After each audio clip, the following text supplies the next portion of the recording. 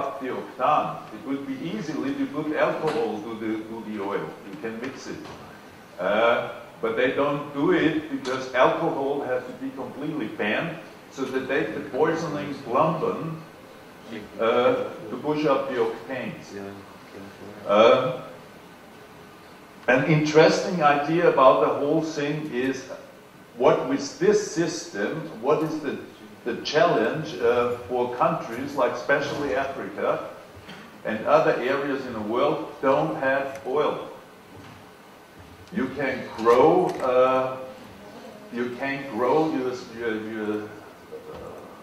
your energy, and the philosophy is make it instead of take it. And the chances are... the future is going to be very bright. Just this lady here. Because biofuels will be able to be made not only from crops that we consider food, but from any type of biomass. That means there are grasses that grow that can be turned into fuel. Wood chips that are excess can be turned into biofuels. So I think we need to dispel the myth of biofuels as being a robber of food from the poor. The goal of using biofuels is not only to reduce dependency on oil, but to use it as a way to alleviate the energy shortages and needs of the poor. There's another benefit in the developing world for small farmers. If you're able to grow your own fuel, if you're able to grow your own food, usually both can be taken together. And what happens is that you, for the first time, give rural villages an opportunity to have their own fuel supply. If they make their own diesel, they can run generators. If you run generators, you're able to have electricity. If you have electricity, you can have cell phone communication. Your schools can have lights. You can have all the kinds of things that are benefited by an electric source, which now is not available in the developing world. Thank you so much for the discussion. Thank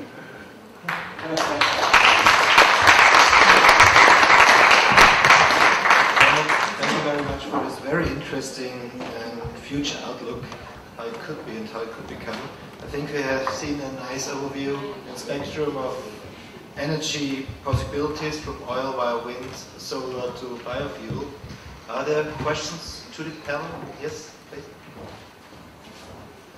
Just a quick question, if we could watch this video online, because I find it really interesting, or it's not available? Yes, I think it's in 3 parts on YouTube. I can later give you the name where you can find it. Yes, there's a question upstairs.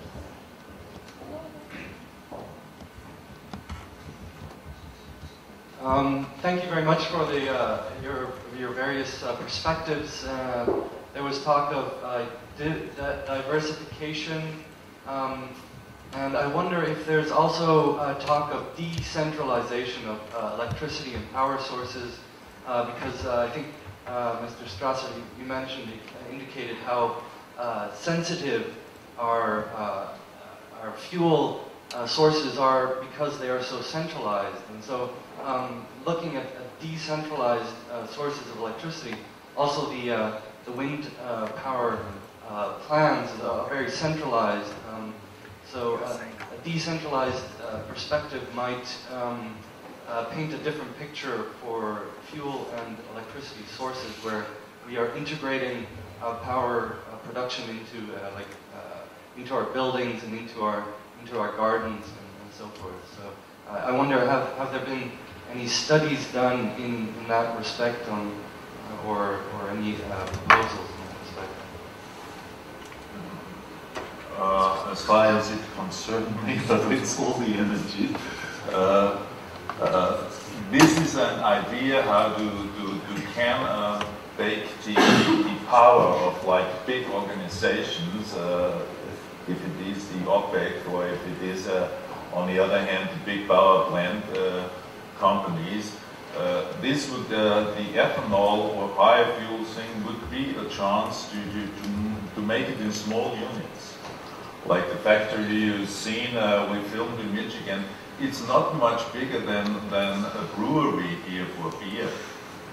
The only big thing there are the tanks where they store the fruits or the grains and meat. And but in effect, you could do it at home. It's the same like making alcohol. So you can.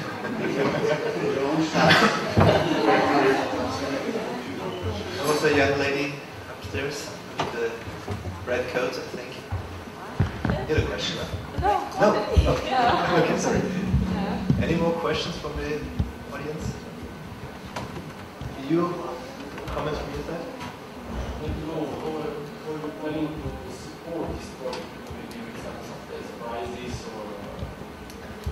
Well, the price is equally in America right now. It's a little bit below or a little bit higher than the oil price.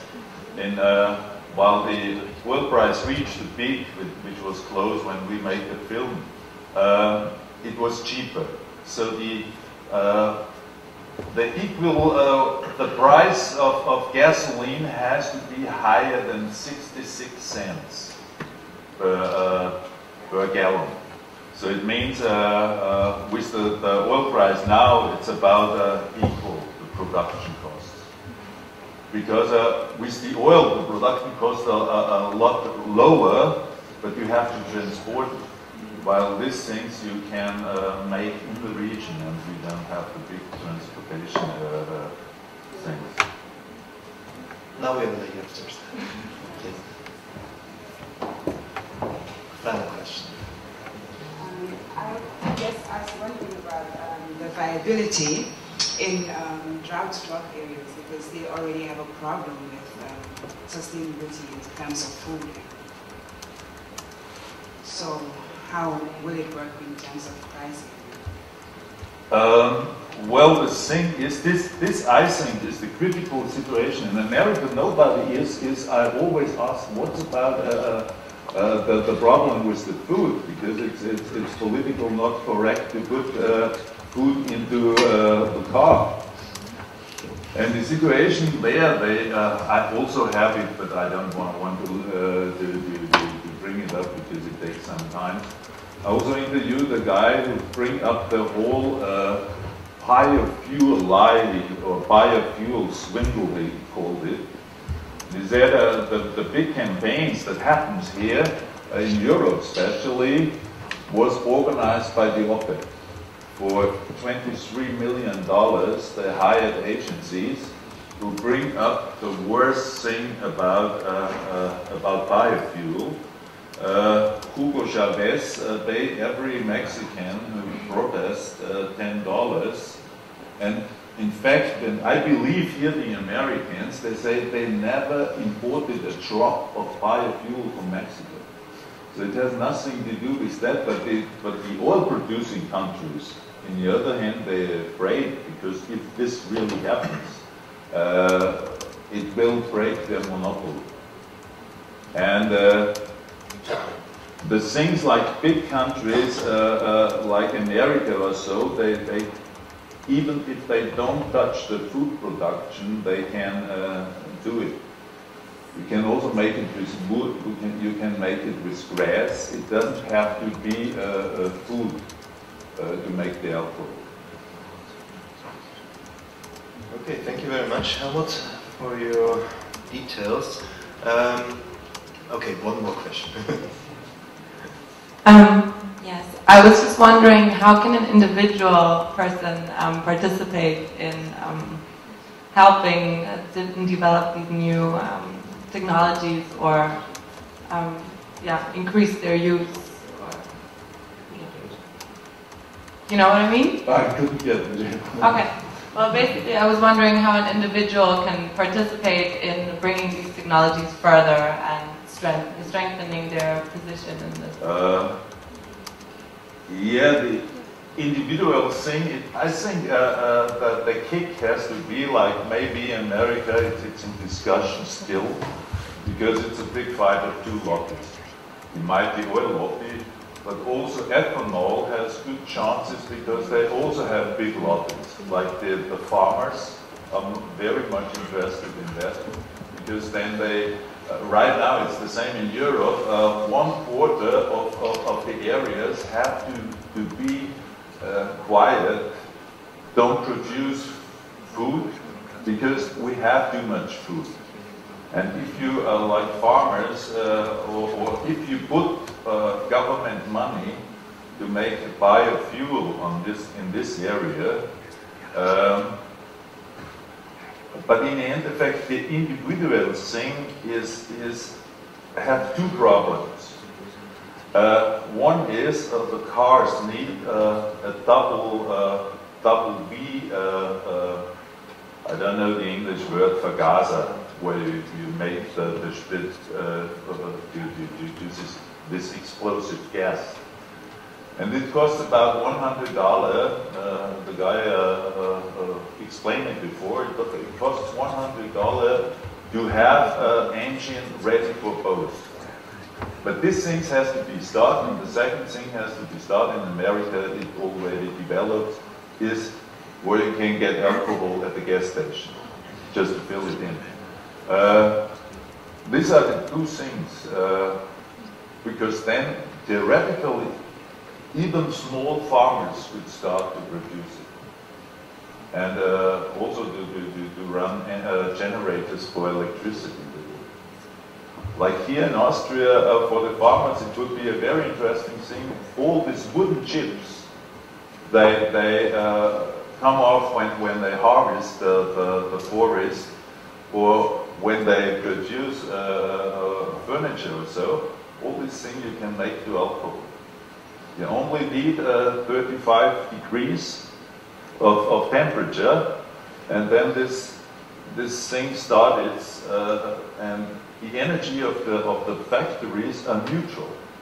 With the rest, which is no alcohol coming out, this you use for burning this distillation process. Okay, so if there would be the will, a lot of things would be possible. Hopefully political will come. So we will come to an end now for this session. I will close the session and thank to the panelists and hand over to Max Rettenwender, the organizer of the Columbus Symposium, to close the